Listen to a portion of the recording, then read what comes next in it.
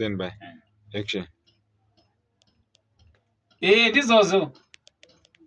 Customer service ndimi mwana ida kutora nawo chaiwo. Aiwa ndinoda kubetserwa ndoda kuti mundibatsire. Sorry kandabaya star 179 hasvika apa ka. Saka ndaida kuona kuti inokwereta zvemachokwadi here.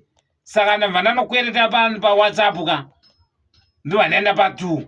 Saka yabva yataura kuti ndakwereta bundle $1 ndikabva ndawedzerwa 15 cents pamusoro. Manje ini phone yangu haiti WhatsApp kaini.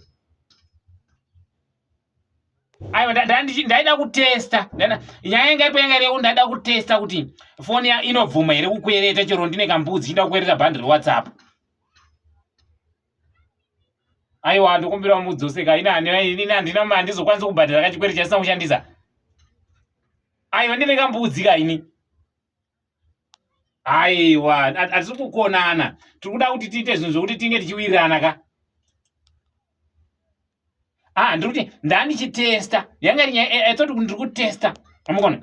Kuravira ndaida kuona kuti inobvuma here kuti let's say kuti chimbudzi changu ichi handiti. Ini ndoda kuti chimbudzi ndione chinokwereta here bundle WhatsApp chero ndisina bundle. Saka ndatoona kuti zvinoita. Saka ndachiti kutesta chindidzosera ina handikwanisi kuzobhadhara chinhu chandisina kushandisa ka. Saka mai muri customer service yacho papi manje. Kamutadza kuti nditi hwisisa ini ndaita mistake.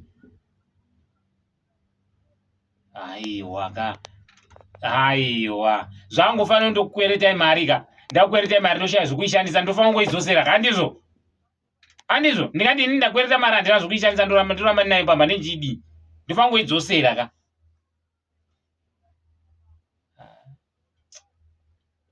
Ndizvokuwanana kumana.